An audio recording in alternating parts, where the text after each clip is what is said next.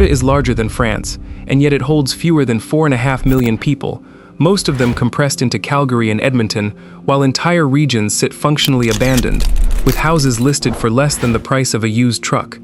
There are properties right now, detached homes with yards and garages, selling for $15,000, $19,000 in towns that had thriving economies 5 years ago.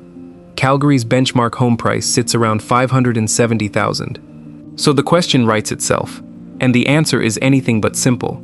If Alberta is Canada's richest province, why are houses across so much of it worth almost nothing? Hit subscribe. I promise this is worth your time. To understand why huge swaths of Alberta are emptying, you have to understand how this province was built and what it was built on. Because Alberta did not grow the way most places grow. It did not develop slowly, organically, through centuries of gradual settlement and diversification. Alberta was assembled in bursts, each one tied to a single resource, and each burst left behind a layer of infrastructure and population that depended entirely on that resource continuing to flow. The first layer was the fur trade. The Hudson's Bay Company established posts along the Athabasca and North Saskatchewan rivers in the early 1800s. The posts at Fort Edmonton, Fort Chipewyan, and Rocky Mountain House were not towns in any real sense. They were commercial outposts, surrounded by wilderness, connected to the outside world by canoe routes that took weeks to navigate. The fur trade did not build communities, it built waypoints. The second layer was ranching. After Confederation, the Canadian government opened the southern prairies to cattle leases in the 1880s. Enormous ranches spread across the grasslands between Calgary and the Montana border. Towns like Pincher Creek, McLeod, and Cardston grew up around the ranching economy, but the population density remained extraordinarily thin. A single ranch could cover tens of thousands of acres and employ fewer than 20 hands. The third and most transformative layer was the railway. When the Canadian Pacific Railway pushed through the prairies in the 1880s, it did not merely connect existing settlements, it created them. The CPR laid out town sites every 12 to 15 kilometers along its main line, establishing stations, grain elevators, and the bones of towns that settlers would hopefully fill. Some of them did fill. Many of them never reached more than a few hundred residents, and exist today as clusters of abandoned grain elevators visible from the highway, monuments to a logistics calculation that assumed endless agricultural expansion. Agriculture itself became the fourth layer. The Dominion Lands Act offered free homesteads of 160 acres to anyone willing to farm them, and between 1901 and 1914, hundreds of thousands of immigrants flooded into Alberta's parkland and prairie regions. Towns like Vegreville, Mundare, Lamont, and Coronation were platted and populated in under a decade. But farming on the northern Great Plains was always precarious. Drought, frost, hail, soil exhaustion, and the relentless economics of grain prices meant that the smallest communities were always one bad decade away from emptying out. The fifth layer, the one that would define Alberta more than any other, was petroleum. On February 13, 1947, Imperial Oil's Leduc No. 1 well blew in south of Edmonton, and Alberta's trajectory changed permanently. Within a decade, the province's economy had pivoted from agriculture to oil and gas. Calgary transformed from a mid-sized prairie city into the energy capital of Canada. Edmonton became the staging ground for northern development, and across the province, hundreds of small towns that had been slowly declining found a second life as service centers for the oil patch, places where roughnecks and rig workers could rent rooms, buy groceries, and drink on their days off. This was the pattern that would repeat for the next 70 years. Oil prices would rise, money would flood into rural Alberta, towns would expand, and for a few years, everything would look like permanent prosperity. Workers drove new trucks, the local rink got a new Zamboni, and then the price would crash, the rigs would shut down, the workers would leave, and the towns would contract, sometimes permanently. The National Energy Program in 1980 brought the first catastrophic bust. The Asian financial crisis in 1998 brought another. And then, in late 2014, crude collapsed from over $100 a barrel to under $30, and rural Alberta entered a downturn from which many communities have never recovered. The 2014 crash was different from previous busts because it coincided with two other structural shifts that made recovery nearly impossible for the smallest towns. The first was the federal government's decision to phase out coal-fired electricity generation by 2030, which meant that every coal-dependent community in the province was simultaneously losing its primary employer. The second was the acceleration of agricultural mechanization, which had been steadily reducing the number of people needed to farm the same amount of land. A quarter section that required a family of 5 in 1950 could be worked by a single operator with GPS-guided equipment by 2015. These three forces, the oil crash, the coal phase-out, and agricultural automation, converged on rural Alberta at the same moment, and the result has been a hollowing out that is still accelerating. What that hollowing out looks like on the ground depends on where you are in the province. Each region has its own version of the story, its own combination of factors, and its own particular flavor of decline. A road trip across Alberta's emptying zones reveals a geography of loss that is both staggering in scale and deeply specific in its details. Number 1. The East Central Coal Belt. Drive 214 kilometers northeast of Calgary on Highway 9, and you reach Hanna, a town that calls itself the heart of the dinosaur, and is better known internationally as the birthplace of Nickelback than as a community fighting for its survival. Hanna was founded in 1912 as a railway town, named after D.B. Hanna, a president of the Grand Northern Railway. By the middle of the 20th century, the town had settled into a comfortable existence, sustained by agriculture, oil and gas service work, and coal. The Sheerness Generating Station and its associated coal mine employed over 200 people in well-paying jobs, the kind of positions that let families buy houses, send kids to hockey, and plan for retirement. In 2015, the Alberta government announced that all coal-fired power plants in the province would be shut down by 2030, a full decade earlier than the federal timeline. For Hanna, this was not an abstraction. It was a death sentence delivered to the town's largest employer. The mayor at the time, Chris Warwick, put it in terms that still resonate. Losing 200 jobs from a town of 2,700 people was the equivalent of Calgary losing 90,000. The Sheerness coal mine, operated by Westmoreland Coal, and the generating station both closed ahead of schedule. Heartland Generation phased out coal-fired power generation at Sheerness in 2021. The Paint Earth mine went with it. Walk through downtown Hanna, and the evidence is everywhere. Shuttered storefronts flanked by empty lots where buildings have been demolished. A local business owner described the main street as looking like an old woman with missing teeth. A building, then an empty space, then a building, then another gap. The population has fluctuated around 2,600 in recent years, but that number obscures the deeper reality. The people who remain are older, less mobile, and increasingly dependent on a shrinking tax base to maintain infrastructure built for a larger community. Houses in Hanna can be found for under $40,000, some for under $20,000. In a town 2 hours from the nearest city, with winters that reach -35 Celsius, those prices reflect not an opportunity, but a warning. Nearby, in the same East Central Coal Belt, the village of Forestburg tells a parallel story. Settled by Europeans in 1905, with coal mining on the banks of the Battle River beginning just 2 years later, Forestburg has always been a resource town. The Paint Earth mine and ATCO's Battle River power plant were the pillars of the local economy for decades. When the coal phase-out was announced, the village faced the loss of roughly 65 jobs from a population of under 900, a blow that the mayor estimated would immediately drain 20% of residents. The 2021 census recorded 807 people, down over 8% from the 880 counted in 2016. The Battle River Railway, a community cooperative established in 2009, is one of the few remaining economic assets, a railway built by the people who refused to accept that the trains had stopped running. Number 2, the special areas and the Saskatchewan borderlands. East of Hanna, the landscape flattens into something that feels less like a province and more like the surface of another planet. The special areas of Alberta, designated in 1938 during the Dust Bowl, comprise 3 administrative districts covering over 20,000 square kilometers of semi-arid prairie that proved too dry and too fragile for conventional farming. These are not municipalities in the usual sense. They are remnants of a government rescue operation, places where the province had to step in and manage the land because the tax base had collapsed so completely that local governance was impossible. Within and around the special areas, hamlets and villages sit at extraordinary distances from one another, connected by gravel roads that turn to mud in spring and ice in winter.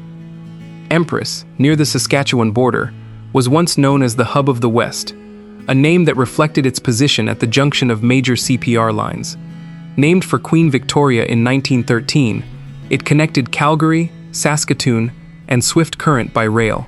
The railway made Empress matter. When the railway shifted its priorities, Empress stopped mattering.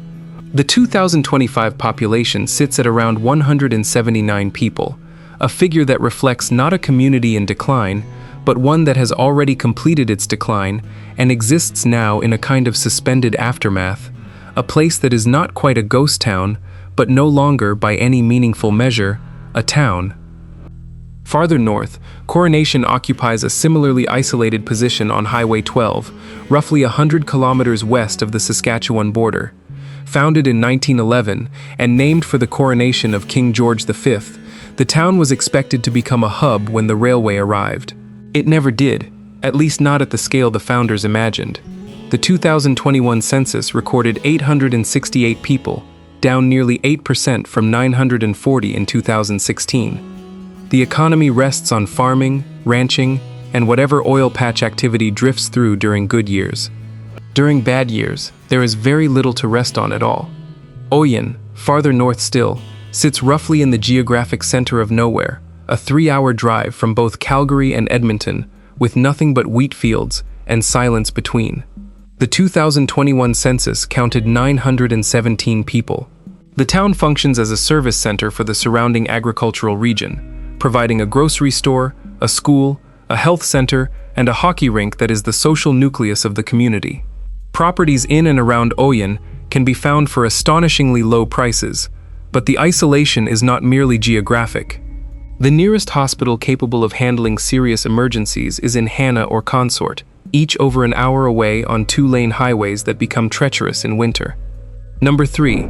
The Drumheller Badlands. Drumheller occupies a strange position in the Alberta narrative. It is simultaneously one of the province's most visited towns and one of its most economically fragile. The Royal Tyrrell Museum of Paleontology draws over 430,000 visitors a year to see one of the world's finest collections of dinosaur fossils, displayed in the eroded hoodoo landscape of the Red Deer River Valley. The town calls itself the dinosaur capital of the world, and the 26-meter T-Rex replica at the visitor center is one of the most photographed landmarks in Western Canada. Underneath the tourism branding, Drumheller is a community that has been in decline for decades. It was once the largest coal-producing city in Western Canada, with the Atlas coal mine and dozens of smaller operations feeding the energy grid. Coal production peaked in the mid-20th century and collapsed when the province shifted to oil and natural gas after the Leduc discovery. The mines closed, the miners left, and Drumheller reinvented itself around dinosaurs. The strategy has kept the town alive, but it has not made it prosperous.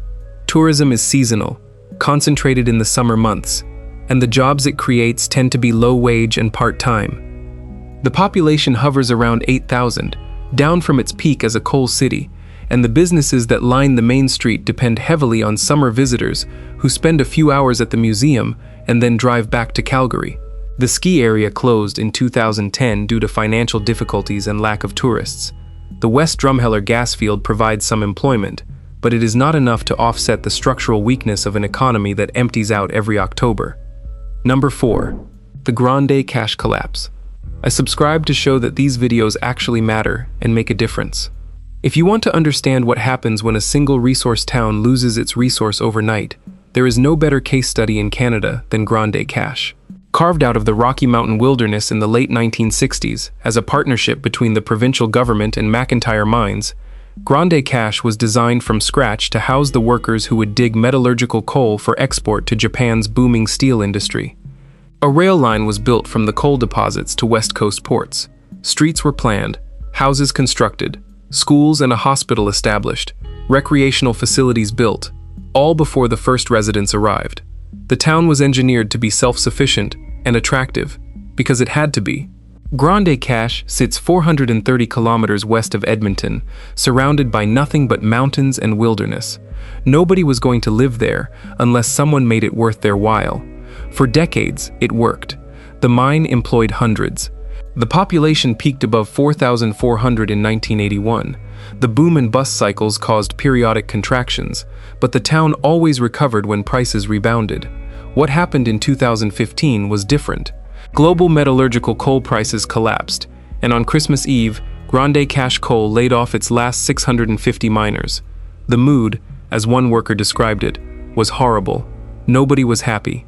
The aftermath unfolded with a speed that shocked even those who had seen previous busts. Within 2 years, the population dropped from over 4,300 to roughly 3,500. 2 of the town's 5 doctors left. Businesses closed. The H.R. Milner power plant, which had employed about 70 people burning scrap coal from the mine, shut down in 2016. Housing values collapsed by half. A councillor named Sean Mulloon watched his own home's appraisal drop from $282,000 to $140,000 in a single year.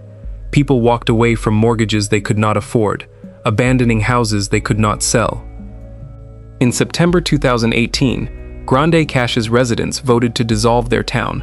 The municipality was deemed no longer financially viable, unable to maintain the $60 million in infrastructure that needed replacing, with a tax base that had been gutted. Grande Cache became a hamlet under the municipal district of Greenview. The town that had been designed as a model mining community, planned on paper before a single bulldozer broke ground, had been unmade by the same economic forces that created it. The mine has reopened and closed again since, most recently shutting down during the COVID pandemic in 2020. The population in the 2021 census stood at 3,276, and the cycle of hope and despair continues to repeat, each iteration leaving fewer people behind. Number 5. The Fox Creek Oil Patch. West of Edmonton, along Highway 43, Fox Creek sits in the heart of oil and gas country, like a barometer measuring the price of crude in real time. Until the late 1950s, this was one of the most remote parts of Alberta, accessible only after Highway 43 opened in 1955. The discovery of 12 oil and gas fields between 1957 and 1962 transformed the hamlet into a boom town, and 5 gas processing plants were built in the surrounding area over the following decade.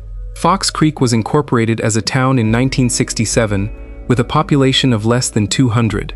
By the 2010s, it had grown to nearly 2,000. The relationship between Fox Creek and oil prices is almost perfectly correlated. When crude is high, workers flood in, the hotels fill, the restaurants have lines, and the median household income reaches $120,000, well above the provincial average. When crude crashes, the workers vanish, the hotels empty, and the town contracts.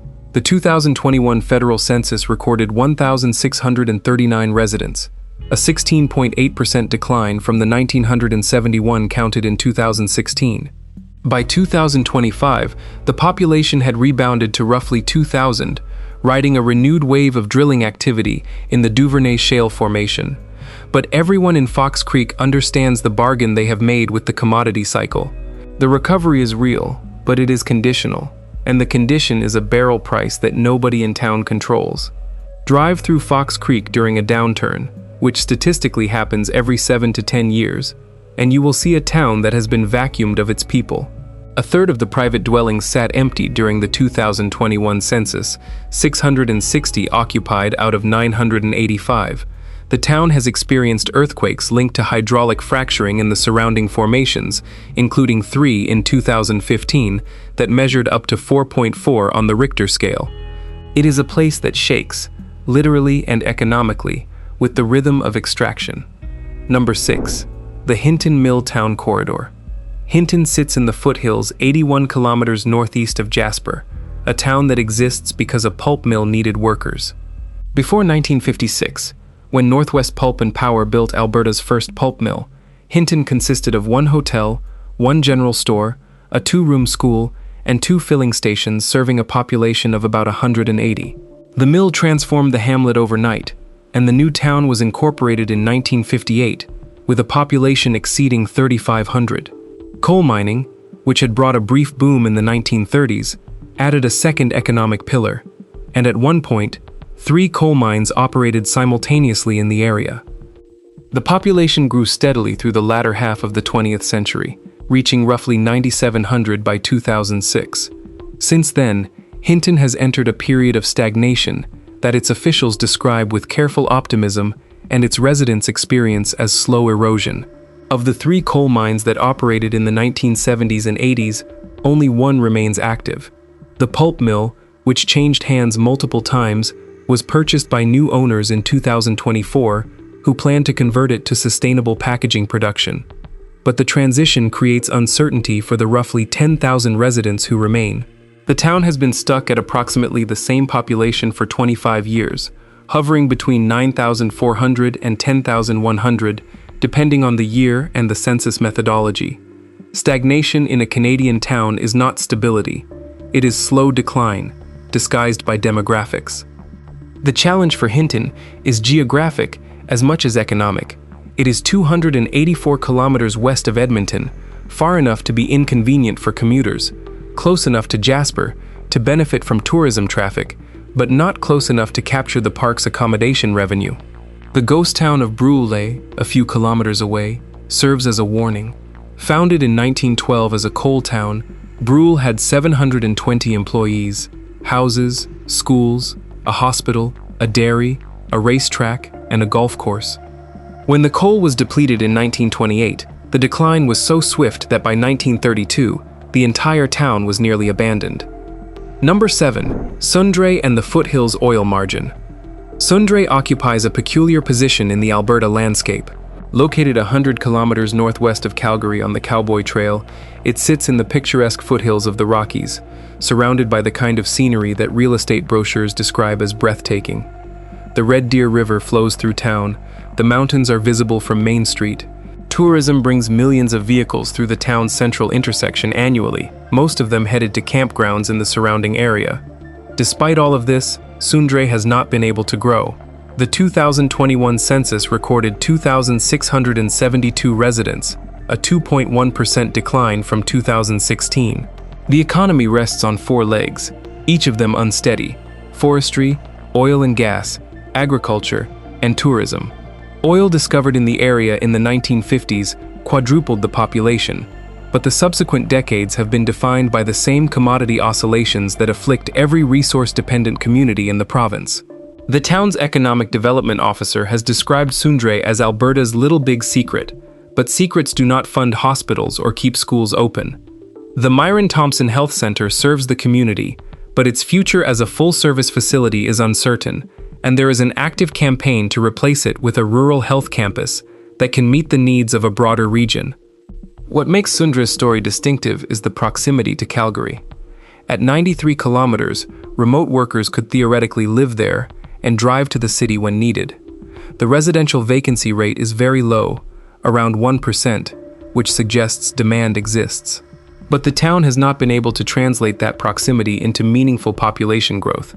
The infrastructure gap, the seasonal nature of tourism income, and the volatility of oil and gas work have combined to keep Sundre in a holding pattern that feels permanent. The paradox of pricing. This is the part of the story that confuses people who have never lived in rural Alberta, the part where the numbers stop making sense to outsiders. How can a house cost $19,000? How can a detached home with a yard and a garage and a furnace sell for less than a new car? The answer is simple, and it is brutal. A house is only worth what someone will pay to live in it, and living in these places costs far more than the purchase price suggests. Start with heating. Temperatures in central and northern Alberta routinely reach -30°C in January, with wind chill pushing that to -40 or colder. Heating a detached home through the winter often exceeds $2,000 over the season. The houses available at the lowest prices tend to be older, poorly insulated, with aging furnaces. Buy a house for $19,000 and spend $5,000 a year keeping it above freezing. Consider employment. The towns where houses cost almost nothing are the towns where the industries that once employed people have contracted or vanished. There are no remote work-friendly co-working spaces in Empress. There is no fiber optic internet in most of the special areas. The nearest hospital with a full emergency department might be 90 minutes away on a summer road that becomes impassable in a blizzard. The nearest grocery store with fresh produce might be a 45-minute drive. These are not inconveniences. They are conditions that make daily life functionally different from what most Canadians experience. Factor in transportation. Rural Alberta runs entirely on personal vehicles. There is no public transit, no ride-sharing, no train service connecting small towns to cities. The distance from Oyen to Calgary is 374 kilometers. Every trip to a specialist doctor, every university visit with a teenager, means hours of driving on highways that are often snow-covered or blocked by wildlife. The cost of operating a vehicle in rural Alberta adds thousands of dollars annually to the cost of living. Then there is the psychological dimension. Living in a place where everyone else has left creates a particular kind of solitude. The school closes because there are not enough children. The rink closes because there are not enough volunteers. The doctor leaves because there are not enough patients. Each closure removes another reason to stay and adds another reason to leave, and the cycle feeds itself with the relentless logic of a drain. The people who remain are staying because they have nowhere else to go, or because they love the land too much to abandon it, or because they cannot afford to sell their homes for what the market says they are worth, and start over somewhere else. The houses that cost $19,000 are not bargains. They are artifacts of an economy that no longer functions, priced at what the remaining market will bear, which in many cases is essentially nothing. The boom-era assessment might have valued the same property at $200,000. The gap between those numbers is not a discount. It is the measure of everything that has been lost. The future. Whether rural Alberta continues to empty depends on which forces prove stronger. The ones pushing people out, or the ones that might, under the right circumstances, draw people in. There are reasons for cautious optimism, though the caution should be emphasized more heavily than the optimism. Alberta's Rural Renewal Stream, part of the Alberta Advantage Immigration Program, allows rural communities to nominate immigrants for permanent residency if they commit to living and working in designated areas. Some communities have used this program to stabilize their populations, importing workers and families from the Philippines, India, Ukraine, and other countries. Fox Creek, for instance, has seen a modest population rebound partly attributed to immigration. The program works, but it works slowly, and it cannot compensate for the structural economic shifts that are driving the decline. Remote work, the great pandemic promise, has had limited impact on Alberta's smallest communities for a simple reason. Most of them lack the broadband infrastructure to support it. Provincial and federal programs have committed billions to rural internet expansion, but the physical reality of connecting dispersed communities across vast distances means that many towns will not have reliable high-speed access for years. A software developer could theoretically buy a house in Hannah for $20,000 and work from home, but not if home has intermittent satellite internet with 300 milliseconds of latency. Renewable energy offers another potential lifeline. Wind farms and solar installations have been approved or built across several Alberta regions, and Hannah's former mayor acknowledged that wind and solar projects are part of the transition plan. Whether they can replace the economic footprint of a coal mine employing 200 people is another question. A wind farm employs a fraction of the workforce a mine did, and the revenue stays largely with the corporate operators rather than circulating through the local economy. The most likely trajectory for much of rural Alberta is continued gradual depopulation, punctuated by temporary rebounds during oil price spikes, followed by deeper troughs when the price drops again. The towns that survive will be the ones closest to Calgary and Edmonton, or the ones with a tourism asset that generates year-round visitation. The rest will continue the long, quiet process of emptying, their grain elevators standing like headstones along highways that carry fewer cars every year. Alberta is the richest province in Canada. It has the highest household incomes, the lowest taxes, the largest energy reserves, and the most swagger. It calls itself the Texas of the North, and in Calgary and Edmonton, that comparison almost holds. But outside those two cities, across the vast majority of the province's landmass, the reality is something closer to the opposite. The wealth is concentrated, the decline is distributed, and the houses that cost $19,000 are not a glitch in the system. They are the system, working exactly as it always has, extracting what it can and leaving the rest behind. Drive far enough east from Calgary, past the last suburb, past the last big box store, past the last cell tower with a reliable signal, and the highway opens into something immense and silent. The grain elevators appear on the horizon like sentries guarding nothing. The wind pushes across the flatlands without obstruction, carrying dust in summer and ice crystals in winter. The towns appear and recede, each one smaller and quieter than the last, each one with a for sale sign on a house that nobody is coming to buy. The sun drops toward the Rockies in the west, painting the sky in colors that would be beautiful if anyone were there to see them. Alberta's emptiness is not a mystery, it is a consequence, and it is growing.